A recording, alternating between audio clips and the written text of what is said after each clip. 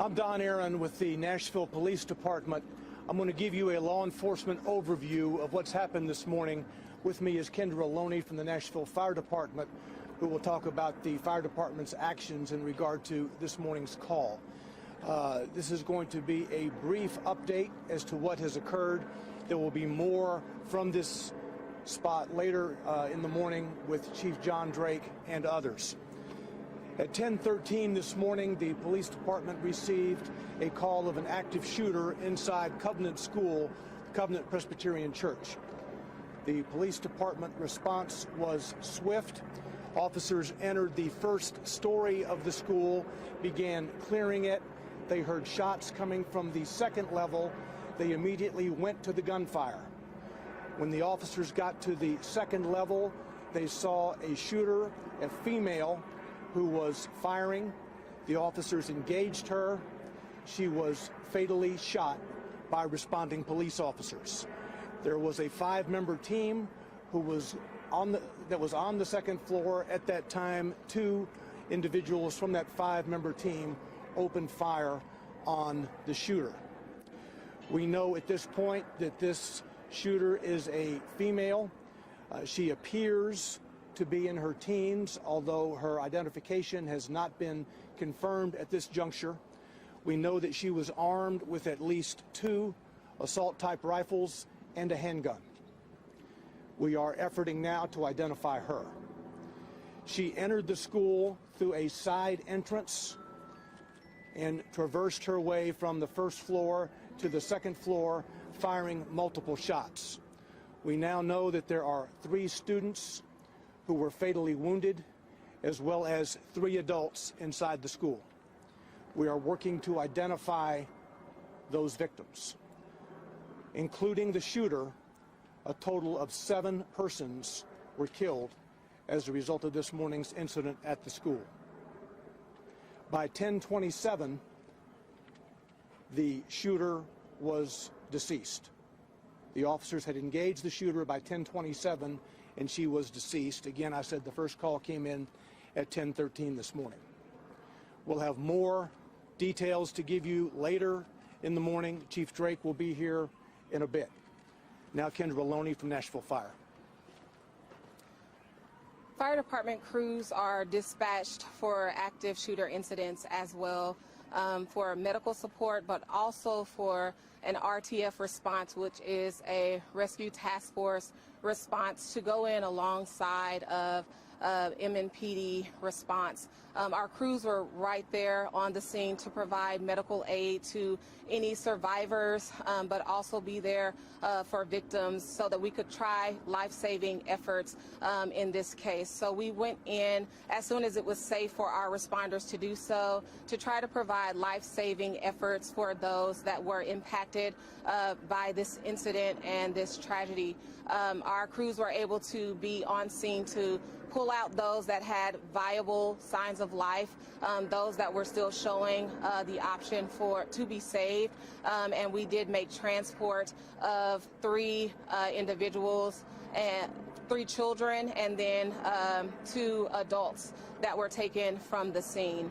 Our crews then set up a reunification unit. That reunification unit is at 2100 Woodmont Boulevard. That's where parents can go to be reunited with their children. All of the remaining students were able to be escorted out of the building with faculty and staff. We're not sure about the processes that they had in place, but we were on scene to help them mitigate anyone from seeing exactly what else was going on, but we're sure that they heard the chaos that was surrounding this. So we do have mental health specialists and professionals that are at that reunification site for both the students and the families that are going to be affected by this today. Our OEM units were able to provide buses to make transport from the Covenant School to the reunification site. We had one bus that carried 74 students and faculty, staff members to the reunification site, and an additional bus that had 34 students on them. So all of those persons were carried. It was difficult for us to kind of identify who was just there as part of staff for the church versus who was there for the school, because it's all housed in one building. But at this time, we were able to get that number of persons transported out of the building and into that reunification site. So that is where parents can go to be reunited with their students. There is a hotline being set up for parents to call, but right now that is where they should go, 2100 Woodmont Boulevard, which is Woodmont Baptist Church. Additionally, we do have a debriefing site set up for on-staff or personnel who are working this incident, and there are mental health professionals set up there for them as well. There was one police officer that was injured with a hand injury as a result of making an attack on this incident. But other than that, there have been no additional injuries to first responders or personnel responding to this. And as Don mentioned earlier, we will have further updates coming later on in the afternoon.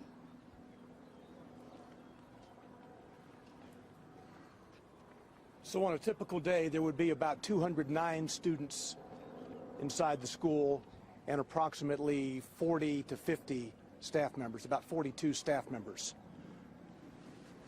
I'll take just a couple of questions before we go back. Clear. So the 7 dead, and then nature of injuries, how many injured, do you know? That maybe are being treated still, or injuries? I know first responders weren't. But... An officer had a wound from cut glass. That is the only other injury that I'm aware of. Do we know if the injuries to the students, are they critical or in condition? The 3 students are deceased. The 3 students who were shot are deceased.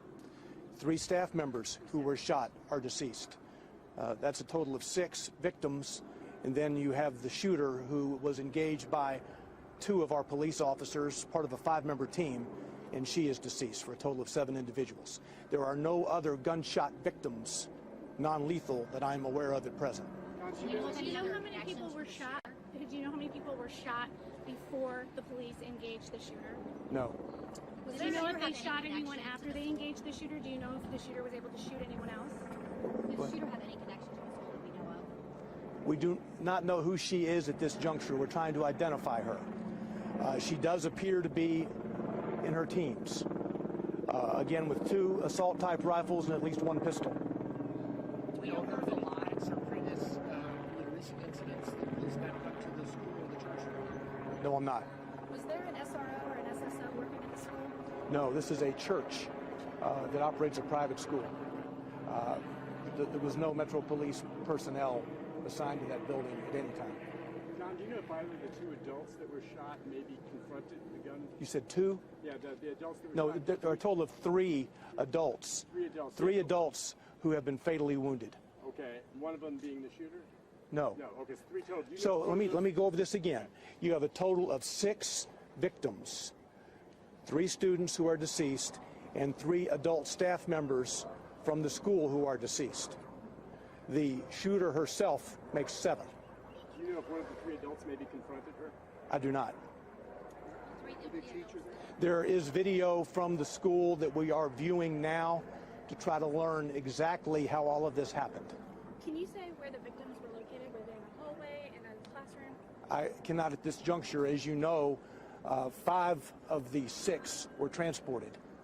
So we will get that information later in the day. Did police engage with the shooter inside a classroom or in the hallway? Do we know the location? It is an upper level part of the school that's kind of a lobby type area.